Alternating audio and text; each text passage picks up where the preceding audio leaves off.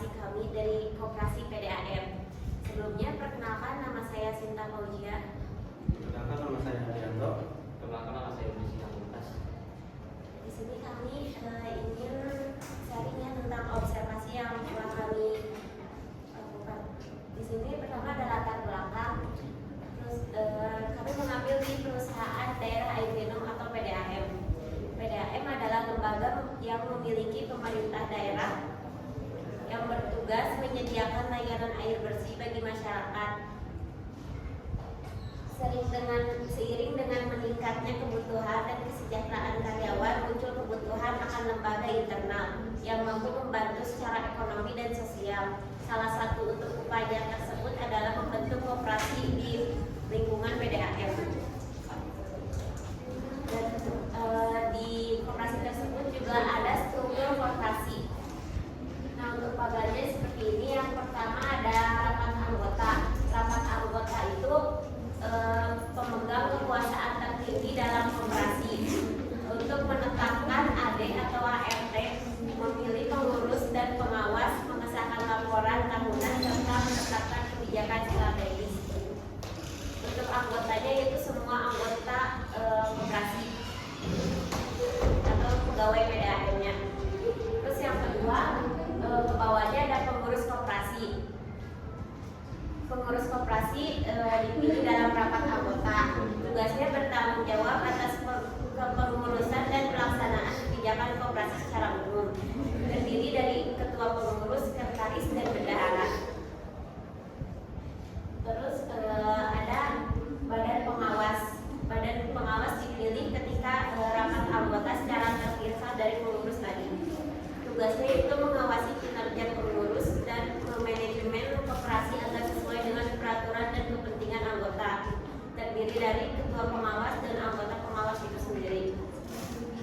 Aktivitasnya memeriksa rutin keuangan, memantau kebijakan dan audit internal.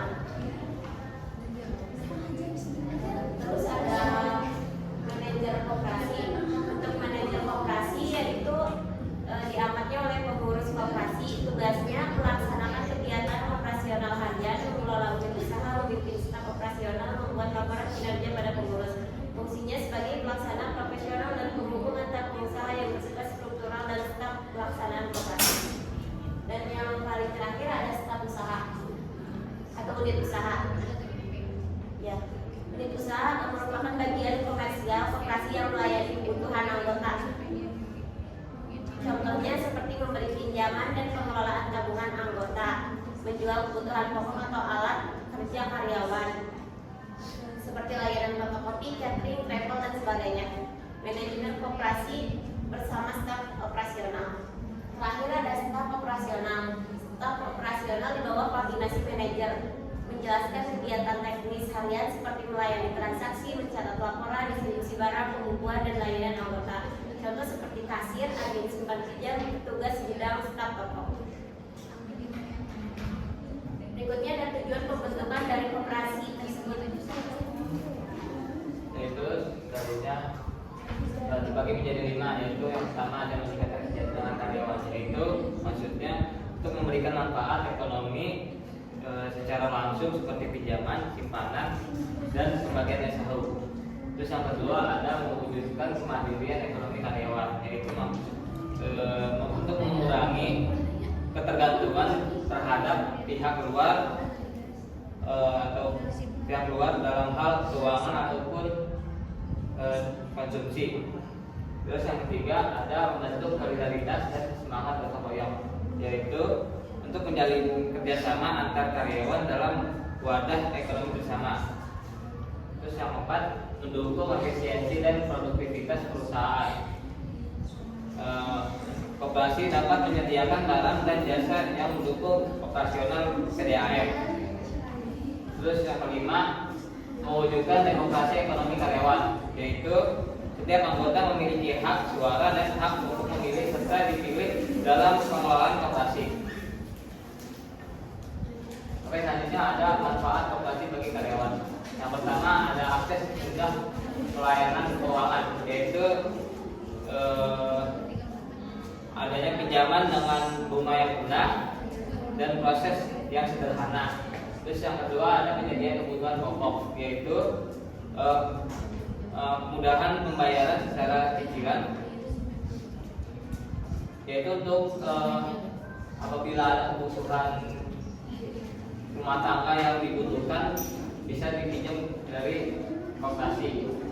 Terus ada ketiga pembagian hasil usaha, yaitu setiap anggota berhak mendapatkan bagian keuntungan koperasi secara adil sesuai kontribusinya. Terus yang keempat ada peningkatan kesejahteraan dan kestabilan ekonomi, yaitu membantu memenuhi kebutuhan darurat tanpa meminjam dari rentenir atau pinjaman online ilegal. Terus yang kelima ada pemberdayaan dan partisipasi, yaitu karyawan terlibat dalam pengambilan keputusan koperasi secara demokratis. Yang keenam meningkatkan solidaritas dan rasa kekeluargaan, yaitu membangun kebersamaan dan saling tolong menolong antar karyawan. Selanjutnya adalah direktur. Oke, selanjutnya untuk modal koperasi ini ada beberapa jenisnya, yaitu yang ke satu ada modal sendiri. Modal sendiri dari simpanan pokok, yaitu simpanan pokok dari mulai awal menjadi anggota sampai akhir anggota itu tidak bisa diambil. Nah, untuk simpanan wajib itu setoran wajib bulanan. Nah, untuk setorannya itu sesuai kebijakan dari koperasi tertentu. Nah, untuk simpanan sukarela biasanya itu anggota koperasi menyimpan uang di koperasi secara sukarela dan bisa diambil kapan saja. Nah, untuk dana cadangan biasanya menjadi sebagian sisa hasil usaha atau SAU yang tidak dibagikan kepada anggota digunakan untuk memperkuat modal. Nah, untuk nomor 2 yaitu pinjaman modal. Pinjaman modal itu bisa dari bank atau dari lembaga lainnya atau dari koperasi lainnya. Nah, selanjutnya yang nomor 3 ada modal hibah atau bantuan. Nah, modal hibah ini biasanya dari pemerintah pusat atau dari Menteri Koperasi yang berbentuk bantuan atau dana hibah. Selanjutnya, nah, untuk pendapatan koperasi ada 3, yaitu simpan usaha simpan pinjam dan toko sembako. Yang ketiga bunga, tabungan dan investasi. Nah, untuk kesimpulannya, koperasi karyawan PDAM dibentuk sebagai wujud nyata kepedulian terhadap kesejahteraan ekonomi dan sosial karyawan. Koperasi berperan penting dalam menyediakan layanan simpanan, pinjaman, dan kebutuhan pokok dengan sistem yang adil dan efisien. Mungkin sekian yang kami dapatkan dari hasil observasi kemarin ya. Untuk berikutnya mungkin sesi tanya jawab. Ada yang mau bertanya? Sebelumnya perkenalkan, nama saya Dwi Klima dari kelompok 1. Nah, izin bertanya sebelumnya, tapi boleh dipindahkan ke slide yang jenis-jenis modal nggak?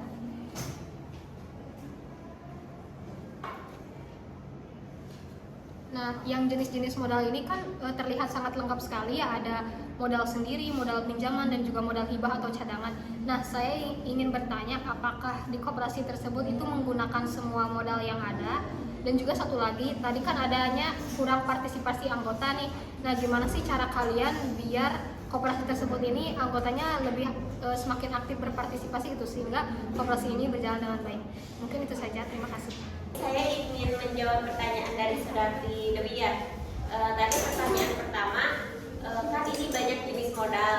Nah, untuk modalnya sendiri itu dipakai semua atau tidak? Nah, ini kan 3 jenis modal, otomatis dari semua modal ini berbeda fungsi ya. Nah, untuk modal sendiri itu kan di situ tertera jelas yaitu simpanan pokok. Jadi untuk modal sendiri adalah di mana modal itu bisa dipinjam oleh perorangan, tapi sesuai dengan tabungan yang mereka simpan sendiri. Jadi seperti menabung dan bisa diambil. Tapi untuk dibayar kembali untuk simpanan selanjutnya. Nah, untuk modal pinjaman yaitu karyawan PDAM atau misalnya dari karyawan koperasi sendiri membutuhkan pinjaman yang sangat besar sendiri itu maka bisa meminjam ke modal pinjaman koperasi. Nah, yang ketiga ada modal hibah. Nah, modal hibah itu yaitu ketika koperasi berkekurangan modal atau dari pemutaran uangnya itu kurang, maka bisa menggunakan modal hibah atau bantuan dari luar. Jadi koperasi tersebut juga memiliki bantuan dari uang koperasinya PDAM, atau bisa dari pemerintah dan sebagainya. Terus ada pertanyaan yang kedua dijawab oleh saudara Ibnu. Untuk yang kedua pertanyaannya kan bagaimana untuk meningkatkan partisipasi anggota? Nah, jawabannya yaitu caranya dengan memberikan benefit yang lebih, yaitu maksudnya benefit yang lebih itu memberikan akses terhadap karyawan itu lebih mudah untuk pinjaman